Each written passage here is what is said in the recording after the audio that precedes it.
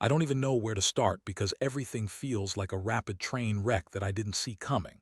My name's James, and I've been married to Emily for about 5 years now. We had our ups and downs like any couple, but overall I thought we were solid. She was the kind of woman who could be bitchy, sure, but she was also charming and funny when she wanted to be. We had a good life. At least I thought we did. Then things started changing about 2 months ago. She'd be more distant, snapping at me over small stuff, canceling plans last minute and lying about where she was or who she was with. At first I chalked it up to stress, her job, the kids, the usual chaos. But the last week was the worst. I was in the hospital because my dad had just died unexpectedly. It was a brutal week and I was barely functioning. Emily told me she was just lonely, that she missed me but didn't want to bother me with her feelings. She kept texting me, saying she was taking care of everything at home, that I didn't need to worry. I was grateful she was there, honestly. I needed that. But I also noticed she seemed too eager to reassure me and too eager to get out of the house. She'd go out late, come back in the middle of the night, and I'd be half asleep but could smell perfume that wasn't hers. Small things maybe, but they added up. I didn't want to think the worst, especially now when I was already dealing with so much grief. But then I found the receipts. It was accidental, honestly. I was looking through some emails on her laptop trying to find some photos from my dad's funeral, and I stumbled onto a folder I'd never seen before. It wasn't hidden, it was just there, named trip stuff or something vague. I opened it and what I saw made my stomach drop. Hotel receipts, multiple receipts, all for different nights, all for hotels downtown near her work.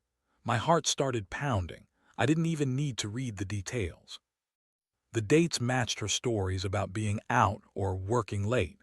But the receipts told a different story. They told me she was sneaking out, spending nights with someone else. Someone who wasn't me. And the thing is, the receipts didn't lie. The hotel names, the dates, they all lined up perfectly with the nights she claimed she was just home alone or out with friends. The small lies, the half-truths, everything suddenly felt like a lie, like I'd been played from the start. I sat there for a long time staring at that screen. My mind was racing. I couldn't believe it. My wife, the woman I trusted more than anyone, was cheating on me with my best friend, Mike. I mean, I knew they'd been close, but I never thought it would go this far. The worst part is she's the kind of person who always acted like she was the victim. I was lonely, she'd say. It's not fair that you're never here, but the receipts, they told a different story. She was having sex with Mike, probably right after she told me she was just lonely and missed me. I wanted to scream. I wanted to break something, but mostly I was just numb. My dad had just died, and now I find out my wife's been screwing around with my best friend. It felt like my whole world was crashing down at once. I didn't even know how to process it. I just stared at the screen, feeling like everything I believed in was a lie. And that's when I knew I had to confront her. I had to hear her explain herself because I wasn't going to accept this betrayal without a fight. I didn't sleep that night. Honestly, I don't think I slept at all. I kept going back to those receipts, trying to make sense of everything. How could she do this? How could Emily, the woman who always played the victim, the one who acted like she was so misunderstood, be out there screwing my best friend? It felt like my chest was tightening, like someone was squeezing my heart so hard I thought it might burst. By morning, I knew I had to confront her. I didn't want to be the guy who just let this slide, not after seeing the truth laid out in front of me. I wasn't even sure what I was going to say, probably something angry, maybe accusatory, or maybe begging her to tell me it was all a mistake. But deep down, I knew I could. Keep pretending I didn't know. She was supposed to come home that afternoon. I had set a trap of sorts. I wanted her to see that I knew everything. I wanted her to be forced to lie again, to see her squirm. I didn't want to just accuse her blindly. No, I wanted her to lie right in front of me, to see her face twist as she tried to deny the obvious. When she pulled into the driveway, I was already waiting in the living room. I didn't bother hiding my anger. I just sat there, steeling myself, staring at the door like a predator waiting for her. When she came in, all fake smile and innocent charm, I felt a surge of rage. "Hey," she said, trying to sound casual. "What's going on?" "Don't play dumb," I shot back. My voice was cold but steady. I know what you've been doing, Emily. I saw the receipts, the hotel stays, the nights you lied about being just lonely, the nights I was worried sick in the hospital. Tell me, who the hell is Mike? Or should I say, who was Mike? Her face froze for a second, then she blinked and looked away. James, I don't know what you're talking about. Those receipts could be fake. Maybe someone's messing with my emails. You know how these things happen, tech stuff, hacking. Maybe it's all a mistake. Don't give me that bullshit, I spat. You're lying just like you lied about everything else. You've been screwing Mike behind my back, haven't you? You're so damn good at pretending to be the victim, but I see right through you. You told me you were lonely, but apparently you were just lonely for Mike's dick. Her eyes flashed with anger. You don't know what you're talking about. We're just friends. Mike's going through a rough patch. I was trying to help him, that's all. Helping him, helping yourself, more like, I said, my voice trembling with fury. You're cheating on me, Emily, with my best friend. I trusted you. I thought we had something real, but you've been lying to my face this whole time. You think I didn't notice all the little things? The late nights, the secretive texts, the smell of another man on you. How could you be so selfish? She crossed her arms defensively. I told you I was lonely. Maybe I made a mistake, but I never meant for it to go this far. You were gone so much, James. I was feeling abandoned. Mike was there and I don't know, it just happened. It was a mistake, I swear. A mistake. That's what she called it. A fucking mistake. As if that makes it all okay. My mind was spinning. I couldn't believe she was trying to justify this. The woman I slept next to every night, the woman who said she loved me, was out there screwing my best friend and then trying to spin it as some kind of accident. Yeah, a mistake, I said bitterly. That's what they all say. Well, I'm not that stupid. I saw the receipts. I saw the hotel names and dates. You're a liar, Emily, and you're done lying to me. She looked like she wanted to cry, but her pride wouldn't let her. Instead, she threw out a final shot, that bitchy tone creeping into her voice. You're overreacting, James. You're just pissed because your dad died. That's not fair to me. I was trying to be there for you, but now you're accusing me of all this. It's not right. I deserve some respect. Respect. After all this, she wanted respect. I couldn't believe the nerve. My chest was tight, my fists clenched, and I felt the rage bubbling beneath the surface. I knew then that this wasn't just about her cheating. It was about trust, respect, everything that held us together. And she had shattered it in one swoop like it was nothing. I told her to leave. I didn't want her anywhere near me, near my house, near my life. She tried to protest, to say she loved me, but I wasn't buying any of it. I just wanted her gone. That day, everything changed. I felt like a fool, and I knew I'd never trust her again. Not completely. Not after this betrayal. That night, I stayed up staring at the ceiling, replaying everything over and over. The betrayal cut deeper than I thought possible. I kept thinking about all the times I'd come home late from work, all the nights I was in the hospital mourning my dad, and she was out screwing Mike. How many nights did I miss her? How many moments did I miss thinking she was just lonely when she was actually with him? It's like the ground beneath me had shifted, and I didn't even realize it until now. I knew I had to make a decision. This wasn't something I could just sweep under the rug or pretend didn't happen. I wasn't the kind of guy who could just forgive and forget, especially not after discovering she'd been lying for months. I felt a mix of anger, sadness, and a hollow kind of betrayal that I couldn't shake. The trust I had in her was shattered, and honestly, I didn't even recognize the woman she'd become. The woman I married was gone, replaced by someone who could lie to my face and cheat behind my back. The next morning, I decided I needed a plan. Not just to confront her again, but to make sure she understood exactly how much she'd screwed me over. I wasn't interested in yelling or screaming, at least not yet. I wanted to be strategic. I started thinking about what I could do, what kind of revenge would hit her where it hurt. Because, honestly, after everything she's done, I don't think I could forgive her, and I definitely didn't want her to think she'd get away with it. First, I knew I had to gather more evidence. I remembered I'd seen her phone that night, and I knew she kept a secret email account she used for her sneaking around. I didn't want to invade her privacy, but I also needed the proof for myself. I was considering hacking into her email to get more details, if I could find out who else she's been talking to, where she's been going, what she's been hiding.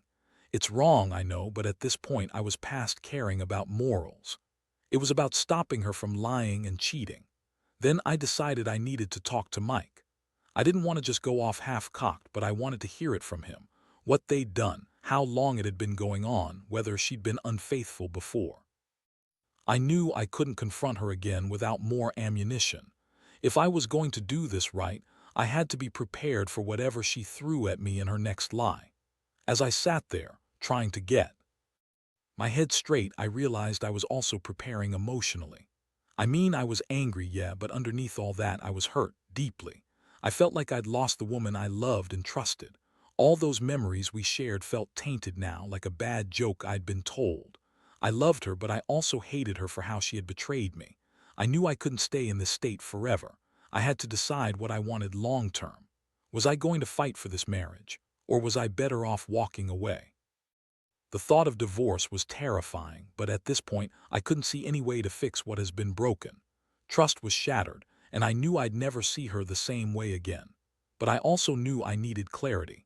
I needed to find out everything before I made any final decisions. So I started planning my next moves.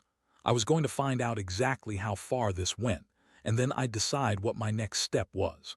Part of me hoped I'd find something that would make it easier to walk away. The other part, well, I just wanted the truth, no matter how ugly or painful it was. I was done pretending she was innocent, and I was done pretending I could keep going like this. I needed answers, and for the first time in a long while, I was ready to get them. The days that followed were a blur of planning and trying to hold myself together. I couldn't sleep much, kept staring at my phone, tempted to call her, to demand answers, but I knew that wouldn't get me anywhere. I had already seen enough to know there was no honest explanation she could give that would make this okay. Still, part of me wanted to hear her admit it, to see her squirm and admit she'd been lying all along. I decided to wait until she came home from work. I didn't trust myself to confront her right away. When she finally walked through the door that evening, she looked different, more defensive, like she knew she was caught but trying to hide it. Her eyes flicked nervously, avoiding mine. That was all I needed. I played it cool, not showing my hand, but I was already calculating. Without wasting time, I confronted her. I told her I knew everything. I told her I saw the hotel receipts, the dates, and her lies about being just lonely. Her face twisted into that familiar show of disbelief and insult. She denied everything at first, trying to act like I was mistaken or that I was overreacting, but I wasn't buying it. I laid out all the evidence, showing her I wasn't some naive fool anymore.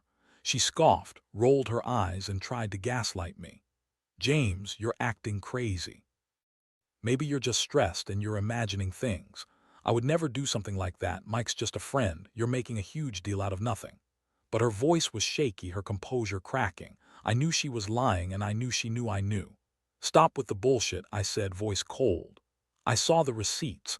I know you've been screwing Mike behind my back. You think I don't know what's been going on. You think I'm stupid. You've been lying to my face, pretending to be innocent, but I see through you. I trusted you, Emily. I loved you, and now I find out you've been playing me like a fool." She looked furious now. "You don't know what you're talking about. I was lonely, James. I was hurting, and I needed someone.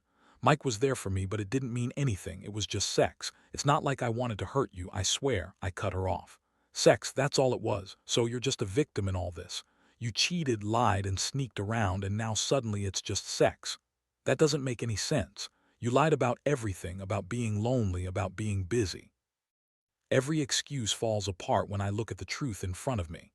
Her eyes flashed with anger. "You don't understand what I was going through. I was lonely, yes, but I never wanted to hurt you. I was just trying to cope. Maybe it was a mistake, but I love you. I never meant for this to happen. We can work through it. We're supposed to be a team." "No," I interrupted her sharply. "I don't think so. I'm done.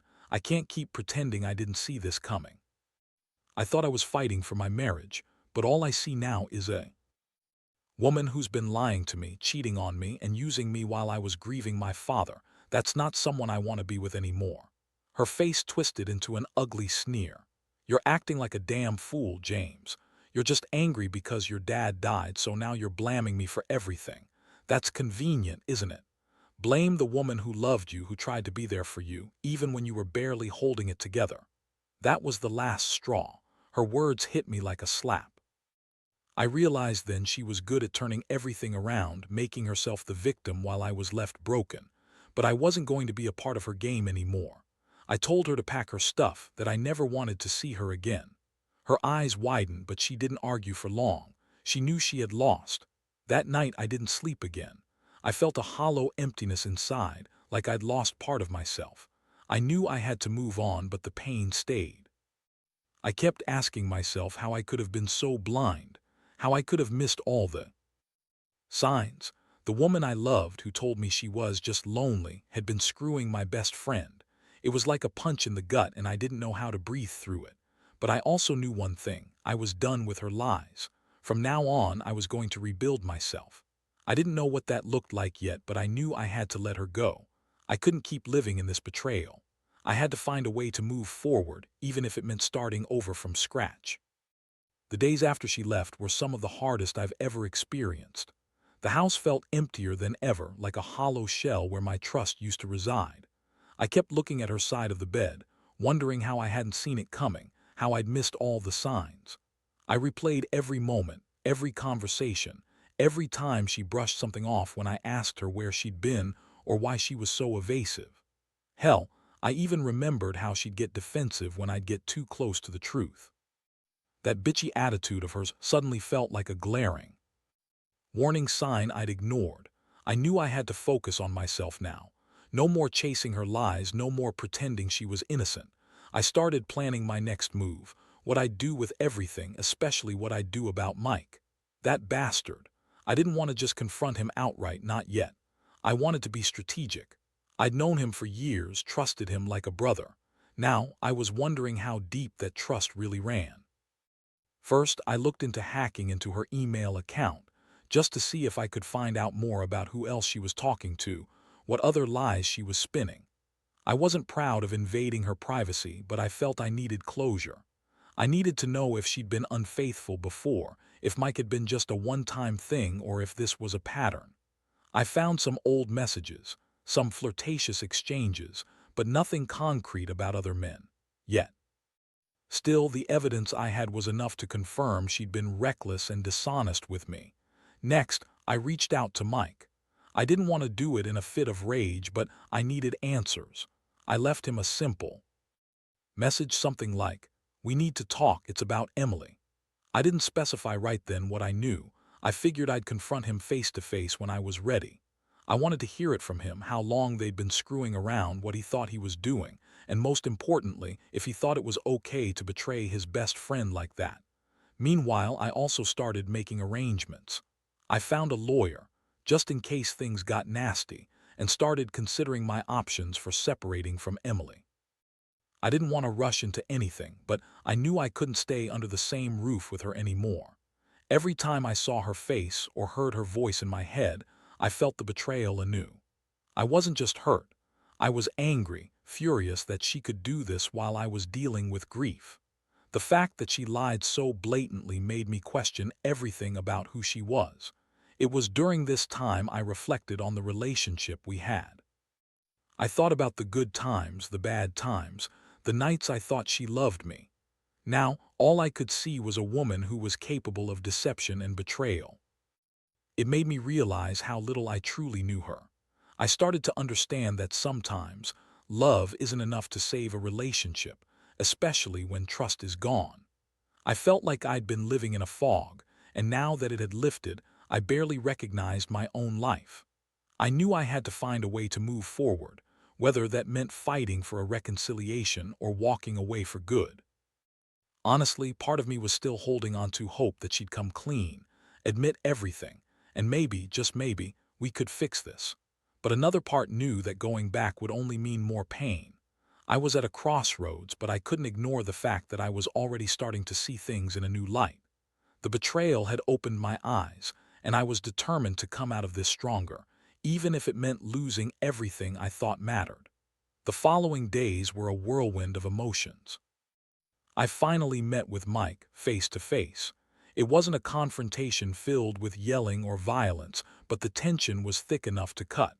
I didn't bother wasting time on pleasantries.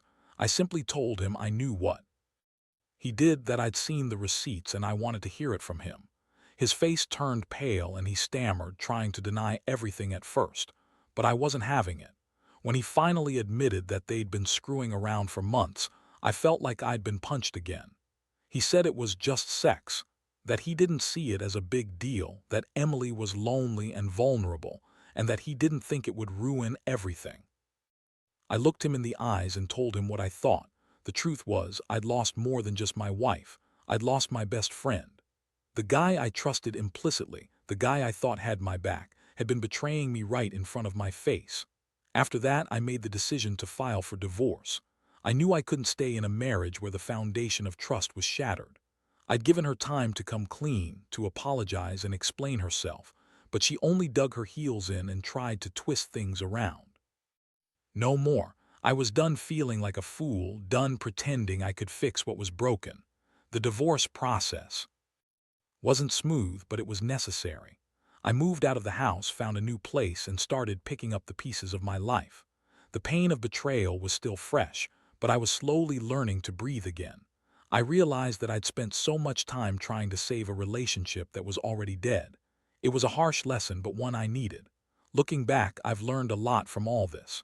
Trust is fragile, and sometimes people show you who they really are only when it's too late. I don't hate Emily, but I don't love her anymore either. I've come to accept that some betrayals cut so deep that healing isn't possible. The biggest lesson, though, is that I can survive even when everything falls apart. I can pick myself up and rebuild from the ashes. To anyone out there dealing with something similar, trust your instincts. Don't ignore the little signs because they often add up to something bigger. When someone shows you who they are, believe them. And remember, you deserve honesty, respect, and loyalty. Never settle for less, because in the end, your happiness and peace are what matter most. And no betrayal, no matter how deep, should ever define your story.